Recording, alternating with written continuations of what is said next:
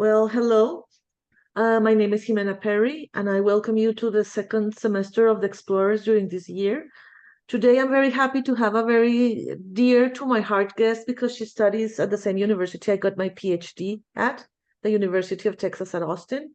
Her name is Camila Ordorica. Camila was going to talk about her work. The name of her work today is going to be New Research Horizons, Artificial Intelligence, Archives, and History.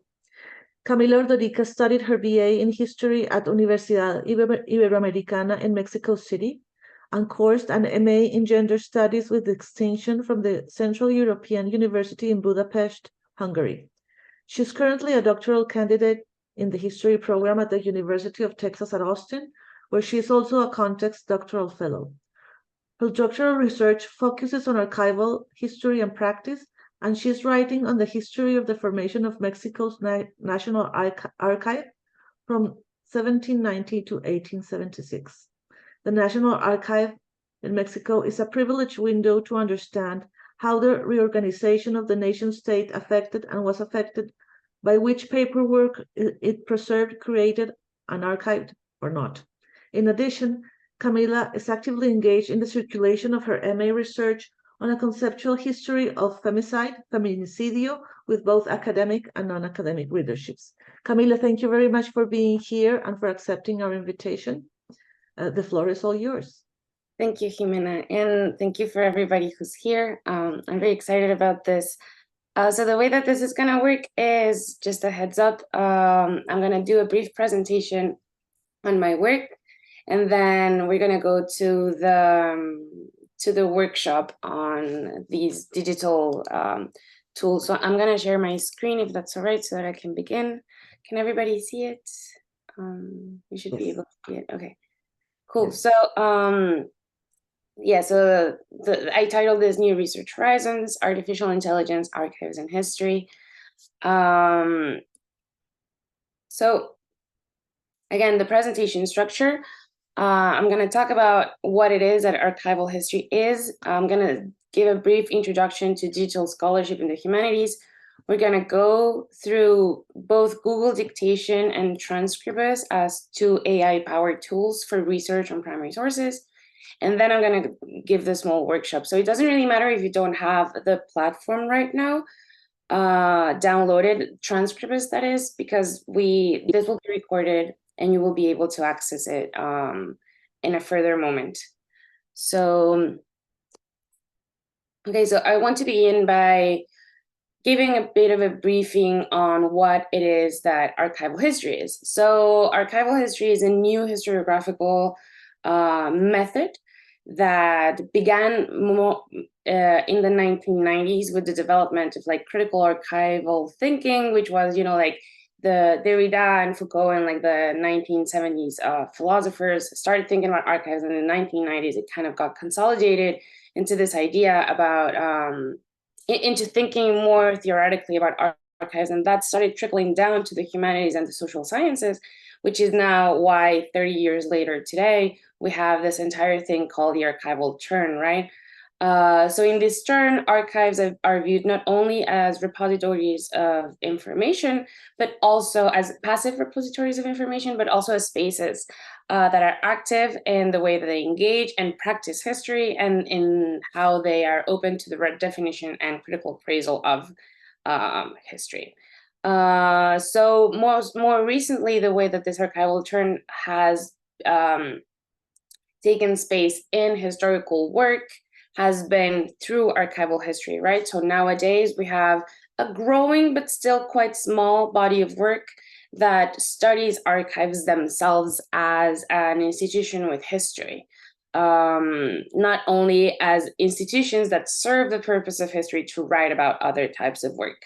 So that's kind of like where the change comes at. It's very new, honestly. There is, as I mentioned, like a group, like a consolidated group of scholars and of books and publications, but it's still quite a small scholarship. And this approach highlights two things in particular, at least the way that I engage with it. So it represents a material turn to archival thought that emphasizes the materiality of paperwork and where it is stored. So we're not only talking about archives in like a theoretical and metaphysical way, but also in kind of like the material aspect of them. And it highlights archival work and the responsibilities to understand the role of archives within archival institutions. So it's also like a history of the professionalization of archival work at the same time of that we like engage with archival institutions. So that's kind of like where this is at. These are two pictures of my objective study, which is the General Archive of Mexico.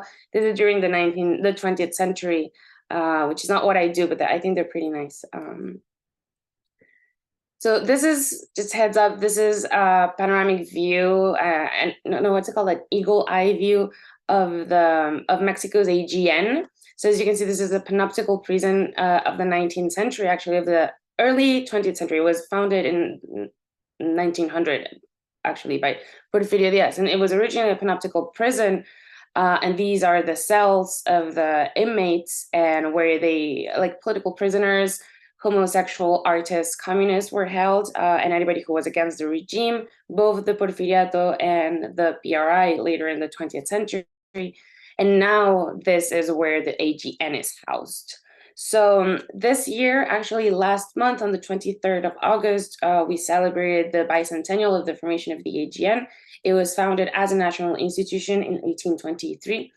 So that means that it's 200 years of uninterrupted accompaniment of the AGN and the state to the state. The state likes to say in like their official things that they portray the AGN in, that there's only 3 institutions that have like accompanied the development of the Mexican state uninterruptedly, which is the Ministry of Government, the Ministry of Foreign Affairs, and the AGN. But the 3 of them have worked together for all of this time. And so I researched this story in the 19th century. I'm going to go into that a bit further later on, but during this time, so the 19th century, there are a minimum of 2 imperial archives, 1 federal archive, several national archives, and 1 traveling archive or an itinerant archive. So the entire idea of the AGN is like the process of thinking archivally understands archives as like institutions and spaces that are in continuous process of creation. It's never a static situation.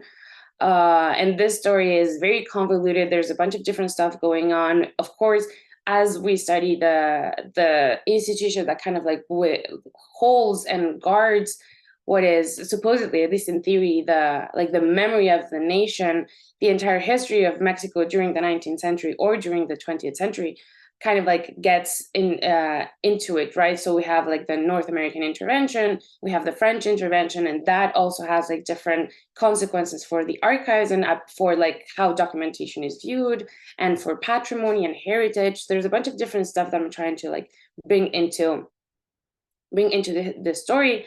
And just interestingly enough, to date, there is not one single modern historical monograph on the history and development of this institution. This has to do with a couple of different things, mainly that there is, again, the study of archives is quite new, right? So like there's still in development, and there's a couple of other things that this is not the space to get into it, but there's not one single modern monograph, and this is kind of like what I'm trying to do. So as I mentioned, my research goes from 1719 to 1876. I take this time frame because even though the National Archive was formed in 1823 as a national institution, in 1790 it was established as the General Archive of New Spain in like this because there were the Bourbon reforms, which professionalized bureaucracy and needed a new archival institution, right? So what happened was that during the Wars of Independence, which span until 1821, the archive kind of like was in the middle of everything. It was not really taken care of, whatever. So it was 20 years of like a bit of chaos, but whatever was kept from the archive of New Spain, so from the colonial archive, was transferred and became the nucleus of the General Archive of the nation. So there's a process of transition between colonial and post-colonial institutions in this process, and the AGN is part of this. And I stopped in 1876 because after this, we have a period in Mexican history that's called the Porfiriato, where we had a 30-year dictatorship by Porfirio Diaz, who was a person who created the Palace of Lecumberri, so the one that we saw before this one. After that, the institutions became very well established, and there's a lot of information that is just not possible for me to go through in a doctoral project. It's just too much. It goes beyond my capacity, so I had to stop there. This history I started through what I like to call these days a user-centered approach that highlights the social universe that has historically worked and created the archive. So kind of like I'm trying to bring into this story kind of like the history of technology, because this is a history of information management. So I'm still seeing whether this works or not, but to this day, I'm still using a user-centered approach to like a social history of the archives. And as I mentioned before, I approached this entire question from what I like to call the new material history of archives, which is an analysis that is characterized by like architecture, collections, organization, transportations, and the work of archivists, as I had mentioned, as well as social political discourses in the present and its present and its development. So I think this is my final comment on this. This is kind of like my Venn diagram on how I do the research of like how methodologically I'm approaching the situation, right? So there's archival theory, which is an intellectual exercise that thinks about what this profession and about the profession and how it is applied. It comes mainly from like philosophy and critical theory.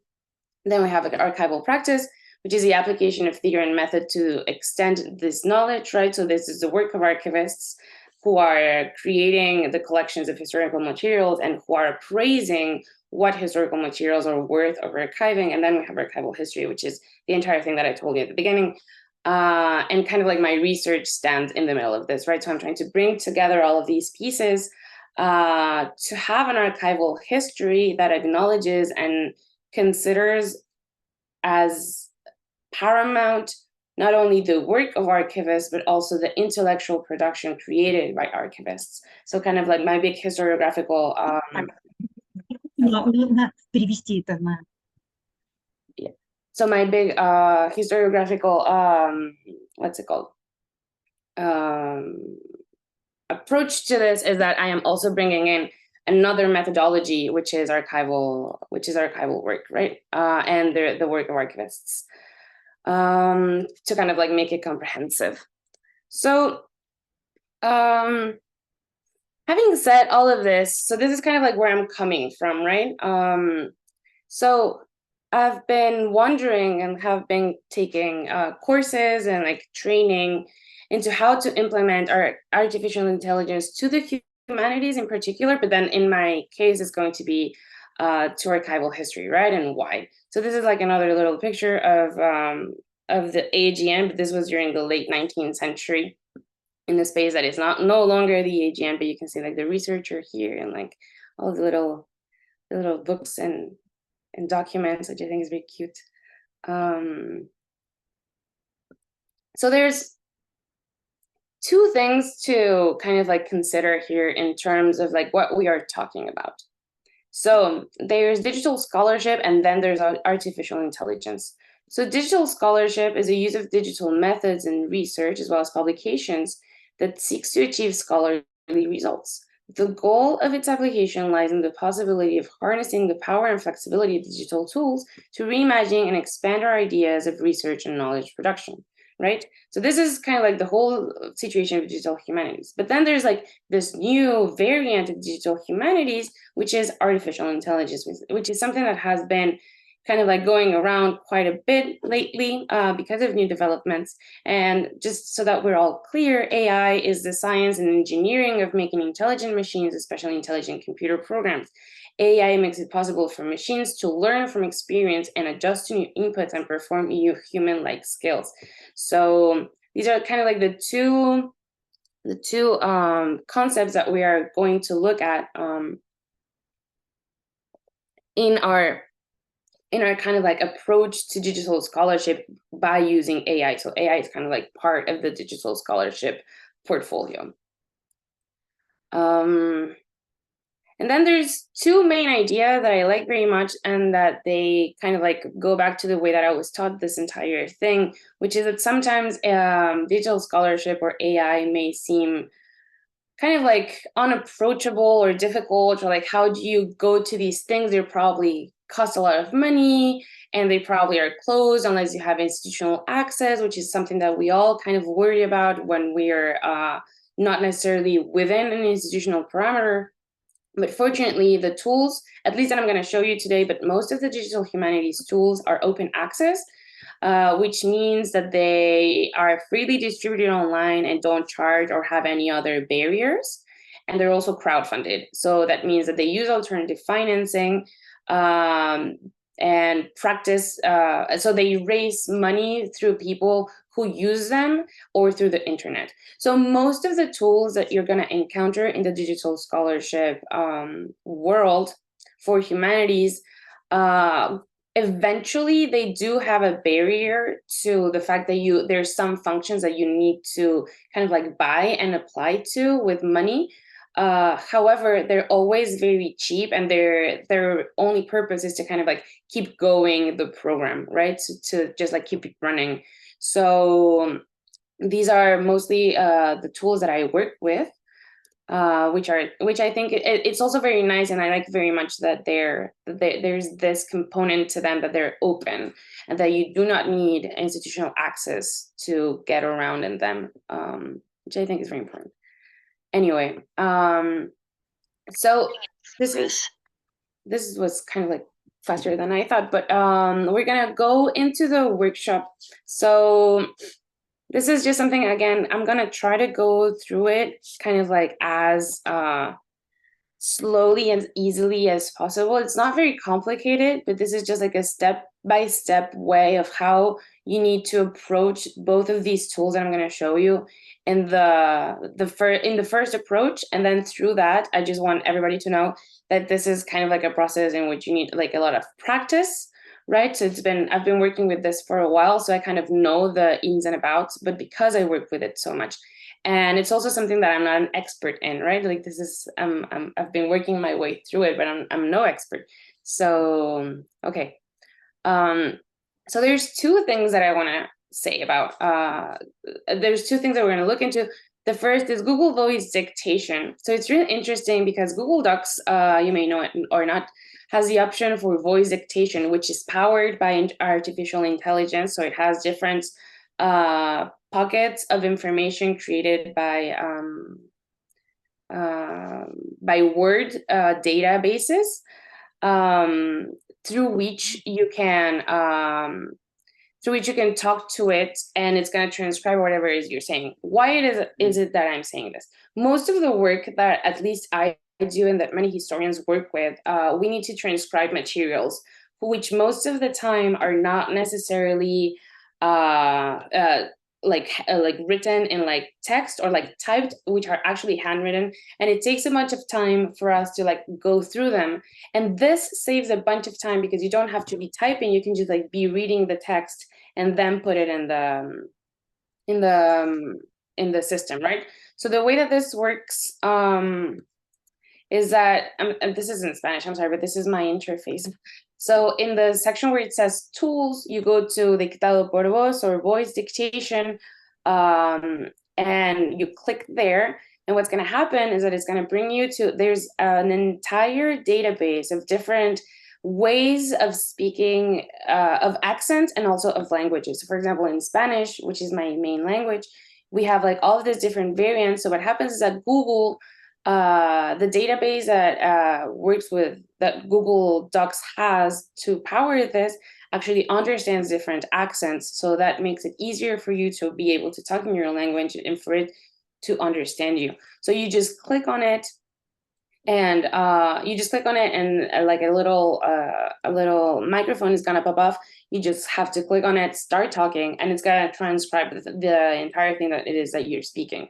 So it saves a lot of time from actually having to type. I actually like it a lot. I think I think it's also quite funny. Sometimes I'm like talking about like the thing that I'm transcribing, and I realize a couple of things. The language is different, right? And there's one thing we need to remember about like artificial intelligence and like digital scholarship.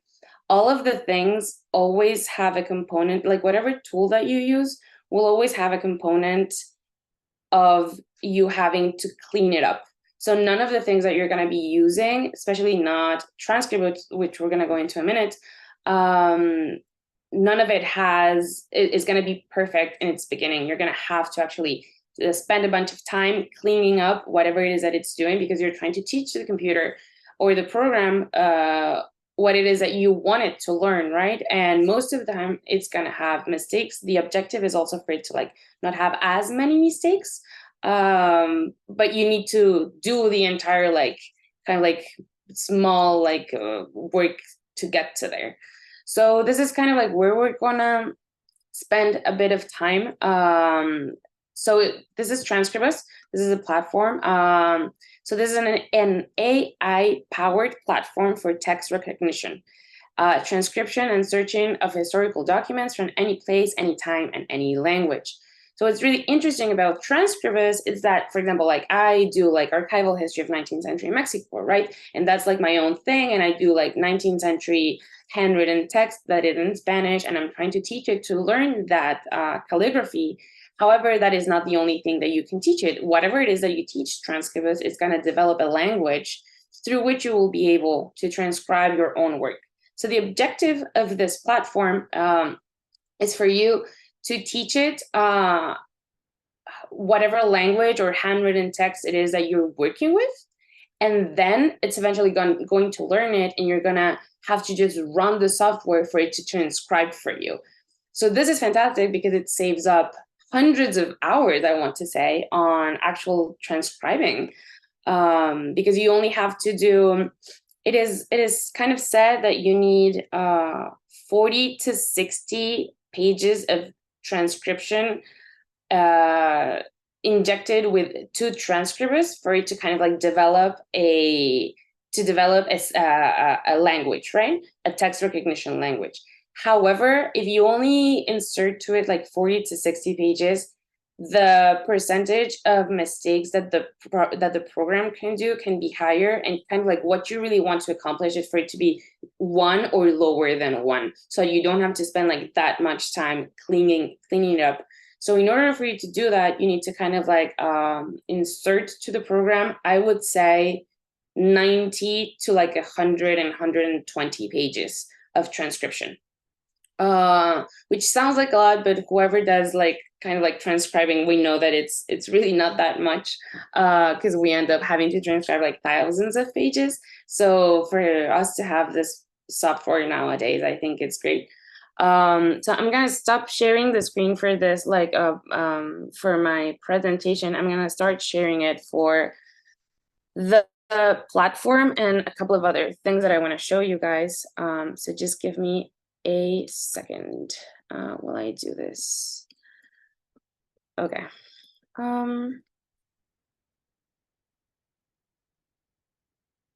Okay. So there's 2 ways to access Transcribus. One is the online software.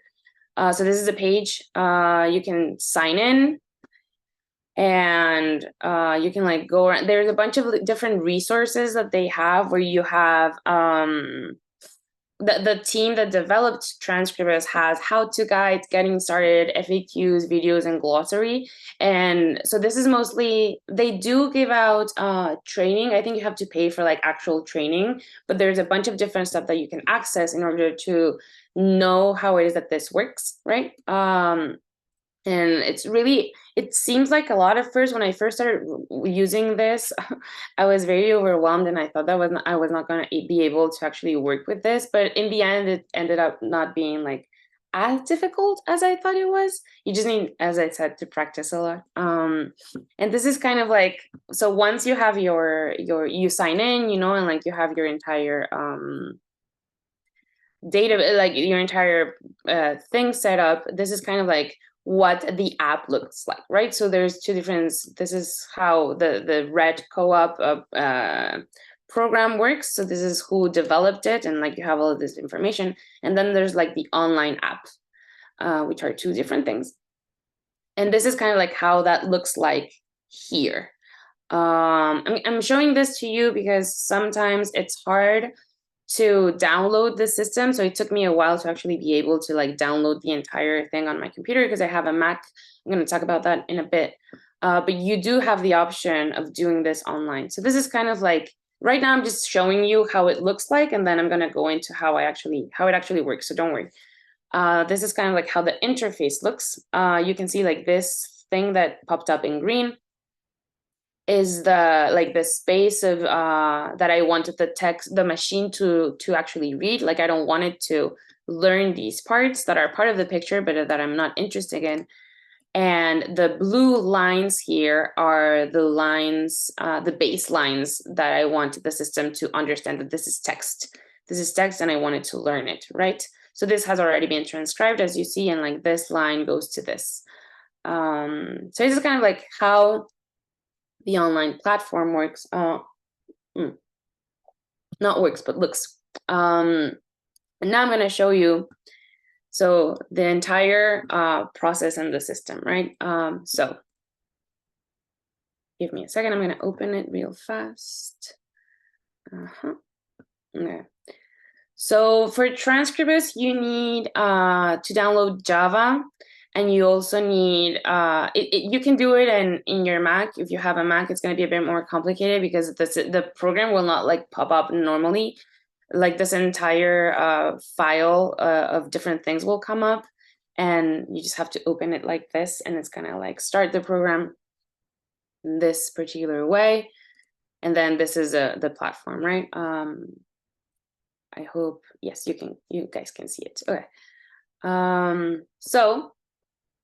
Okay. This is how the actual interface looks like if you're not doing it online. I do like the online version. It works. It's not that bad, but I do recommend to have the actual platform downloaded because it's a lot friendlier, and it has a lot of different things that you do need that are harder to kind of like approach online. Though the online version works really well, I do recommend this one.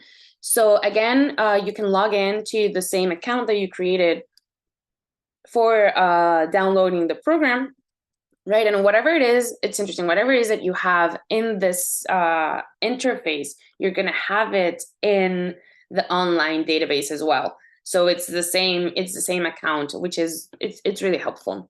So you have your different collections here. I have a couple of that I've been working on. And again, I'm going to show you guys how this looks again here, and then we're going to go into how this actually works.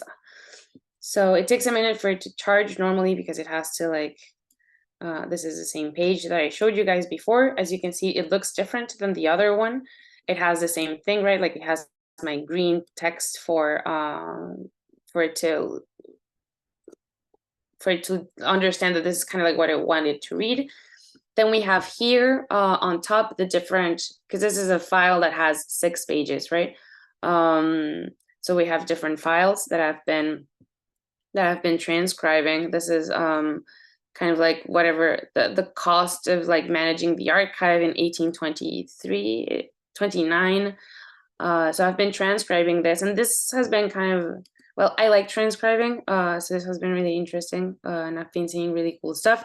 And this is kind of like how it works, right? So that you teach it what it is that you need for it to understand that you want to transcribe. And now there's different components to the to the platform that I want you guys to see. So we have the overview, is an overview of all of the, so in this file, right, which is the Expediente 8, which is the one I'm looking at, the overview, because I'm looking into that, is going to be about that file. And there's different components that I'm going to show you guys in a little bit longer about, as you can see, it has ground truth and in progress, so 2 different ways for it to understand it. There's all of these other tags that you can put on it. What ground truth means is actually that this is like whatever it is that this thing is reading in the green section is complete truth, right? Like this is what the system is going to learn, that it's not in progress, it's not final. Like this is what you need to understand that all of these letters are. So whenever you are done with a transcription, you need to apply ground truth to it. I'm going to go into this, it's in a second, so don't worry, I'm going to repeat it. So what I'm going to show you guys right now is how an entire transcription process kind of like would work. I've already done the transcription because it would have taken a long time, but I just want to show you like how you insert that into the system so that you can teach it. Okay, so and you can like go back to this again afterwards, because this is all going to be recorded, and you can call me or like email me if you need some help. However, so first step is that you export documents, right? As in any other thing that you want to work with. This is kind of like how it looks like. No, sorry, it's import to documents, not export. I am going to be extracting and uploading images from PDFs. You can also do some single document files. They have to be PDFs.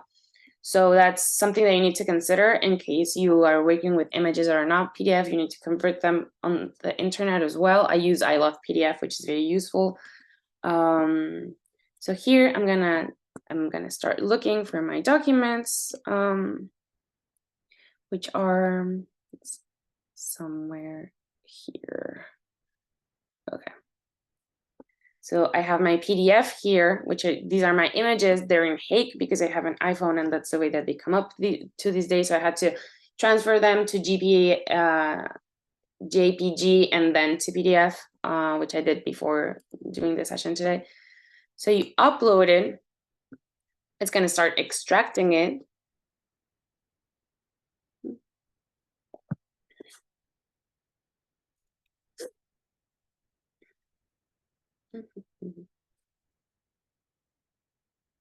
Okay, so it tells us, right, that it's going to be ready in a second. You can see in this little cup of coffee, if you go to the cup of coffee, the different works that have been uploaded to it, and how it's been working. So just give me a second so that we can find this document again, because it takes a minute. So okay, so we have it here. Yes.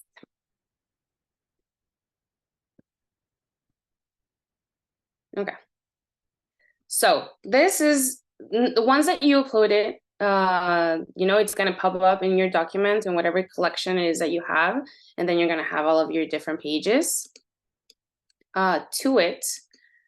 In your overview, you're going to see, right, they're all cataloged as new, right? Not in progress, not done, because there's nothing that I've done to them, right? So they're all cataloged as new. And as you can see, there's no green square that kind of like reads the text, right? Like there's nothing in any of these pages that kind of like recognizes text yet.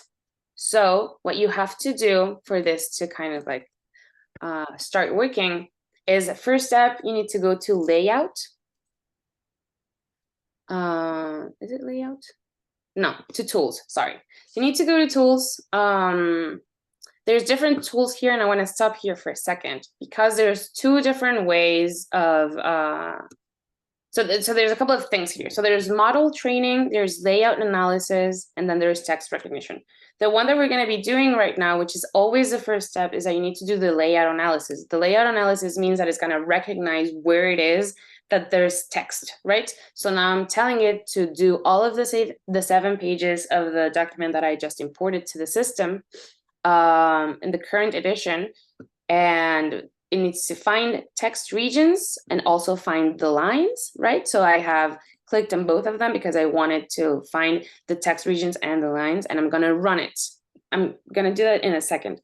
However, once you were done with this process, there's also the model trainings and the text recognition, which is these are the steps that you kind of like have to go into once you've done the entire like 100 once you've injected to the system kind of like the 100 pages that I was telling you about. So the first process of this entire thing is just to get acquainted with the layout analysis, which is what I wanted to show you guys today. So you run it, and does it tell you like, do you really want to do this thing? And you tell it yes. And it goes to the little coffee thing, right? Which is what I was showing you before, and it's running. So it takes a couple of, it's really not that long, but we do have to wait for a second until it's done.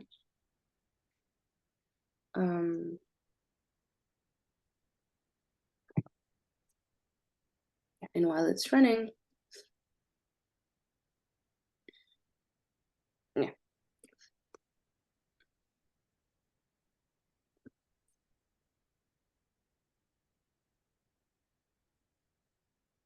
Okay. So it tells you if you want to reload it because it finished the job. So you say yes, because we haven't really done any work on it. So it reloads it. And as you can see, we now have text regions, right?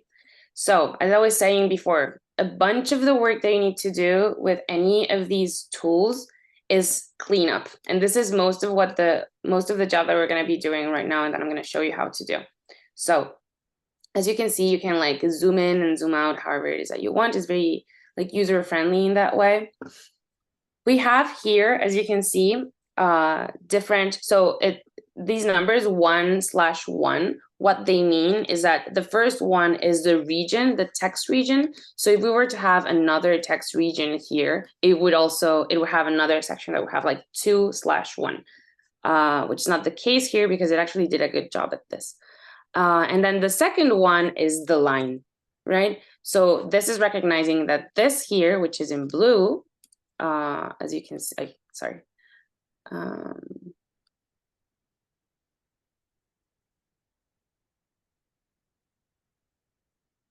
Yeah, this is recognizing that this region in blue is my first line, right?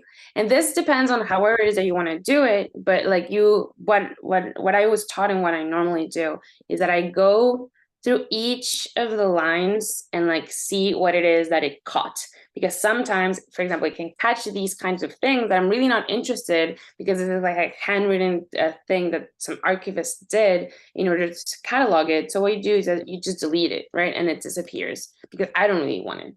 And then, for example, I would like for these two things to be in the same line. Like I don't want these to be like two lines. So I'm going to show you how you do that. You first need to delete one of the like subsections of it. So I'm going to delete this one. And this is where it starts to get kind of like complicated. There's not complicated, but like you need to do a bit of work here. So you have, as you can see, it has little dots to it, right? So there's little dots in the text region, and in the line, there's little lines. So what you need to do is that you need to extend those so that the system knows that this entire thing, for example, here, is one line of text, right? Like one text region, and then that it goes all the way to here. So whenever I actually give text and information to this from the transcriptions, it's gonna know that this is only one thing. And this is just because this is how I kind of like to do it, because they're in the same like line, and that depends on however it is that you do it. But for example, because I've already started working on this, it automatically goes into in process. So it changes the tag, right? And so you save it, as always. You always need to be saving stuff. And here we have another one that's going to be like a bit more interesting, perhaps because there's like more text. So here, as you can see, we have two different text regions, right? So I was telling you the first number is a text region, and then the second number is a line number, and here we have two text regions. So why would we have two text regions if we only really should have one, right? Well, the system made a mistake and recognized this section as an individual text region. So you kind of like have to delete it. So once it's deleted, again, you have to go into the entire, this is to see what it is that it caught. Apparently, okay, so here, for example, this for the thing are two different, it didn't catch that this is part of this other sentence, right? So we need to kind of like stretch it and tell it that it is in this way for it to understand that it's the same region. And then this for me are things that like I understand why it catches it as text because it is text, but I'm not really interested in the system going through this. So I normally delete these because also this is kind of like a different like this is handwritten text, which is what I want the system to learn. And this is printed text, and I'm not really interested in this. So I normally delete all of this. And as you can see, we have them, right? So, oh yeah, you need to save them. So this is kind of like what you need to do for all these pages. I'm not going to go like into all of them at this moment because I think it would be kind of like boring. However, I do want to show you guys something. In case the text doesn't recognize, like the system doesn't recognize some of what you're doing, I'm going to delete all of this so you can see how it works. There's these tools here. So you use the TR to make a text box, right?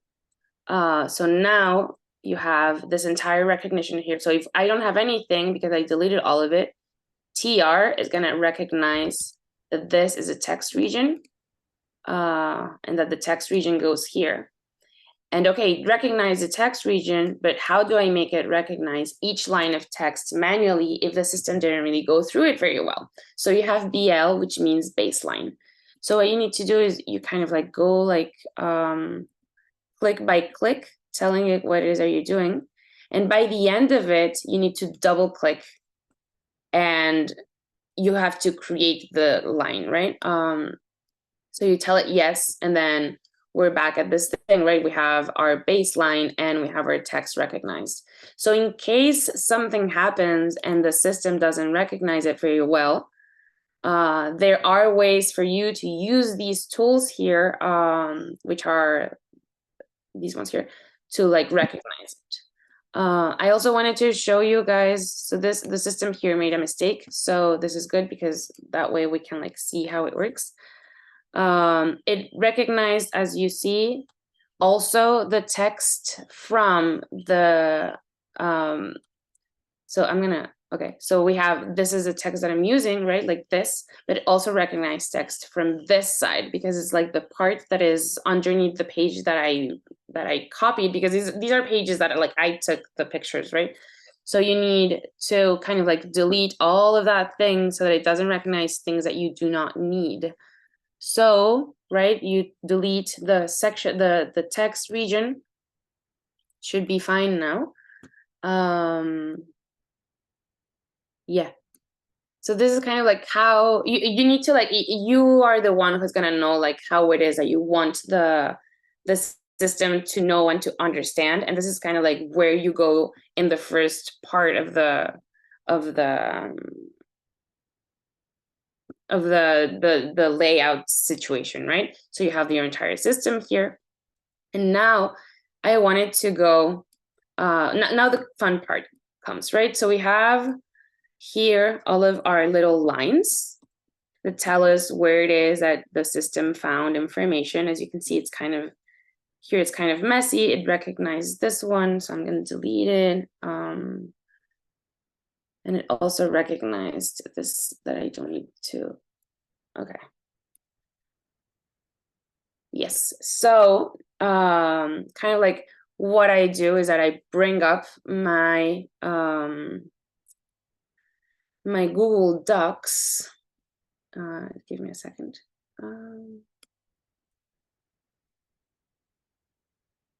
And I bring it together here. This is kind of like how I work, okay? So like it depends how it is that you want to do this situation. I like having them at the same in the same space so that I can kind of like see what it is that I am doing. So this is my third page from the situation, right? So this is, I've already transcribed it with Google dictation, as I was telling you. So if this is correctly done, if the layout analysis has been done correctly, you should be able to just like copy your transcription, paste it, and have every what's it called? Every line covered. As we can see here, it didn't really go into every line covered, and it's mainly because in this part, I didn't put it correctly, right? So it depends. It could be like a way that you didn't transcribe it exactly as it is in the text, or that you didn't, or that you made a mistake in the way that you did the layout analysis, right? So I'm going to close this thing so we don't have that much information here. And this is kind of like how it would have to look in the end once you've transcribed the thing. So I've already transcribed this, right? And you should go again through it. Like all of this is just like a constant looking into whether or not this is correct, because you want the system to learn each and every part of what it is that the text is saying in the way that you need it for it to learn, so that it can learn in the end the entire language, right?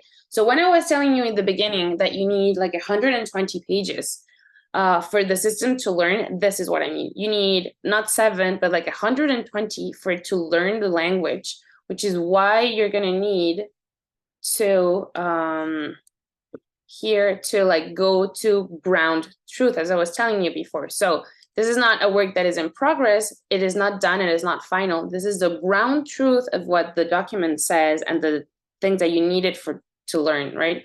So you say it is ground truth. It's gonna go through it. And once you are done with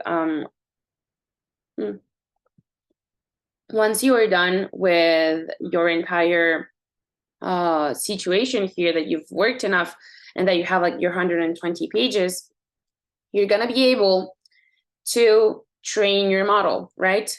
So once you train your model, you're gonna tell it. And this is a part that I'm not gonna go into it because like I personally have not gone this far, but this is kind of like how the model training looks like, right? And you eventually like, you're gonna have to decide like which models, like which baselines and like different sections. Normally here, everything that it is, that it's how the interface work, I normally not change much of it, right? And you just go to train and the model is gonna learn. And here's where, I'm gonna close this. I just want to say, here is where we are going to like step into something that is quite interesting, because as I told you guys before, these systems are crowdfunded and open access, but they have a limit, right? So when you are training a model, as a user, as a new user, you have 500 pages that you can use to train the model for free. And after that, you do need to teach it. You do need to like pay for it. It's not that much. It's like $10, $15 for like another 500 pages. And it's just to keep the system going. So it's actually not that, I mean, it is kind of like some money to be considered if you're asking for grants, for example, to use transcribable different transcripts or different digital tools. I would recommend actually including into the applications, for example, that you need certain kind of money for upkeeping your use of these digital tools. And in the end, you should be able.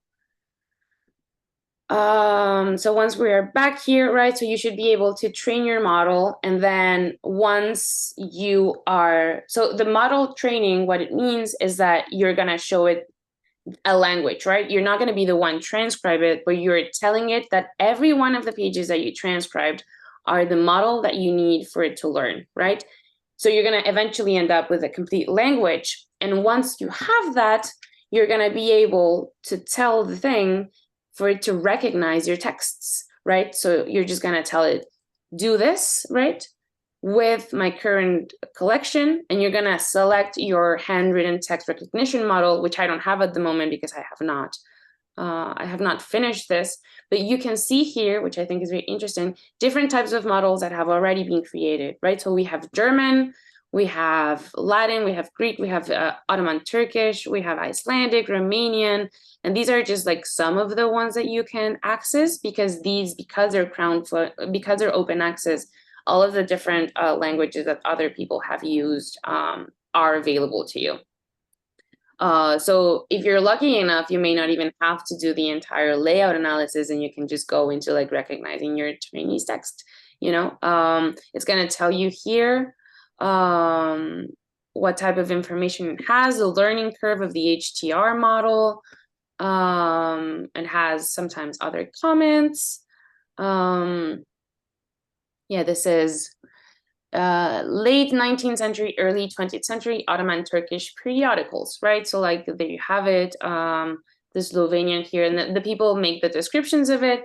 So yeah, like you could be lucky enough to not have to do the entire layout analysis. I recommend it because I think it's like good work in the end for you to be doing, and it's really interesting, and it helps in the transcription process.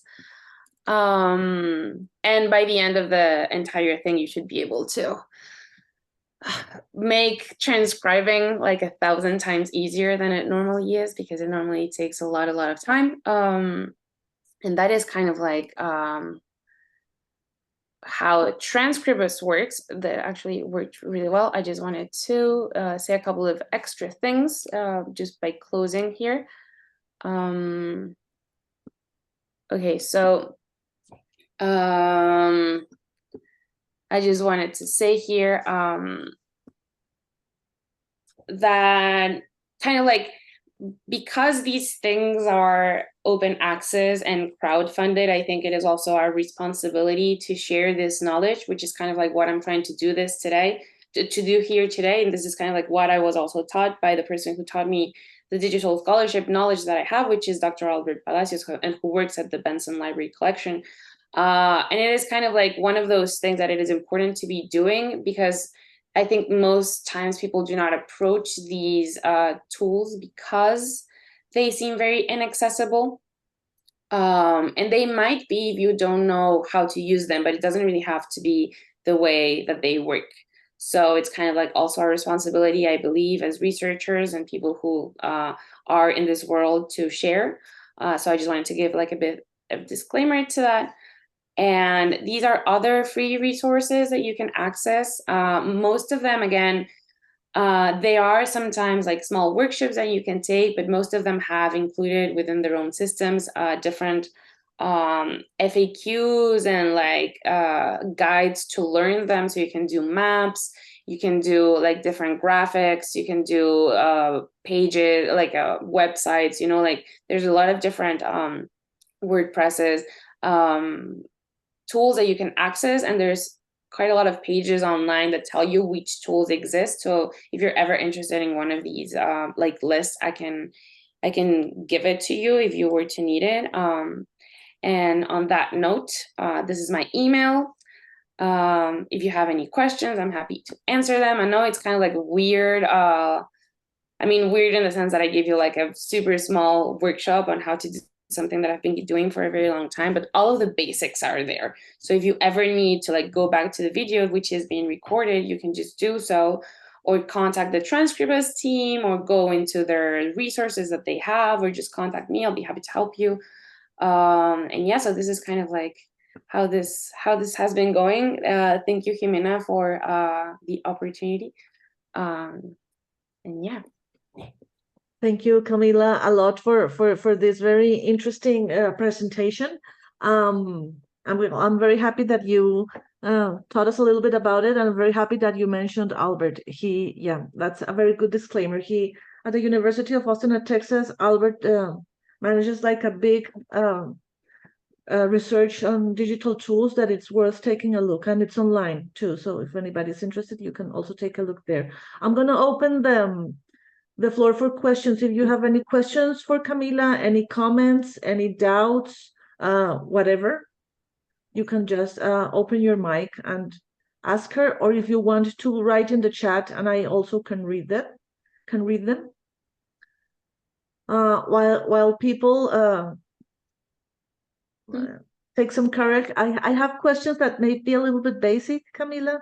I am not an expert on digital tools, but I have a question that, again, it might be very basic. When you upload the documents to Transcribus, you upload them from a picture you have taken in the archive. I mean, you go to the archive, they give you a box with the papers.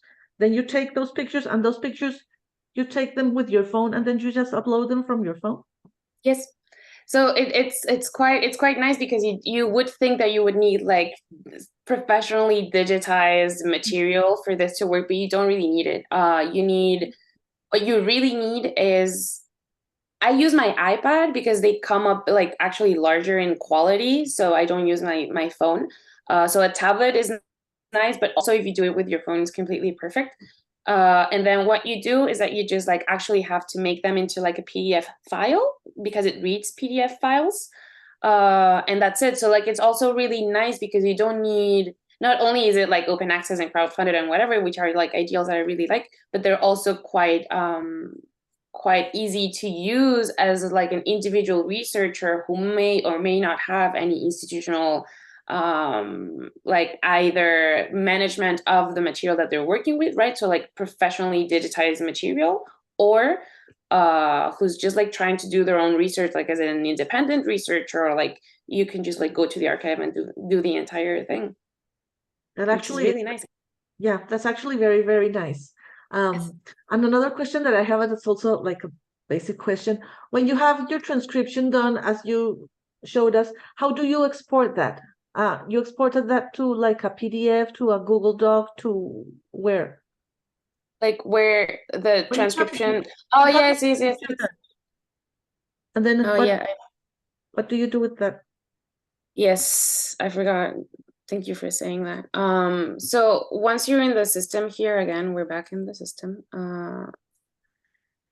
You eventually, so when you import it, you need to use this little one that goes in, right? So, and it's gonna show you the import, and then you export the material. So there's this entire section where you can just export it, and you can just export the current document or your collections. It depends what you're doing into. So there's all of these versions, right? So PDF, docs, text. So for example, you want it in PDF and in simple text. And it's gonna, and then you just need to, if it's PDF, I'm just gonna do it in PDF. Image JPEG, yes, original, and then you just put OK to this, and it's just gonna upload it. I mean, export it to your email. Oh, yes, it exports it to your email, because there is where you have like your what's it called? Your user, right? With the platform. So it sends it to your email, and then you just download it, and you have your transcriptions done by a system that learned how to do it for you. and it's also much cheaper.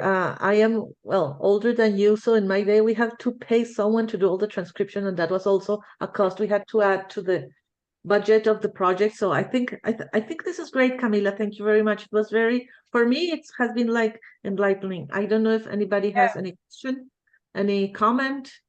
No? Okay, if you don't have any comments, I'm going to say it again, that this video is going to be uploaded to the Vimeo channel of the International Federation for Public History, but I'm also going to circulate it in social media, and Facebook, Twitter, not Twitter anymore, X, and Instagram. I'm also going to give it back to Camila. And since Camila mentioned, if you are interested in getting in touch with her, please feel free to do so. She's also on Facebook. At the end also, you will find her email. And thank you very much for being here. This has been like really, really useful. And helpful. I appreciate it very much, Camila. Yes, you're welcome. I hope it helps researchers in their quests for information. Yes. Thank you for having me, and it was very nice.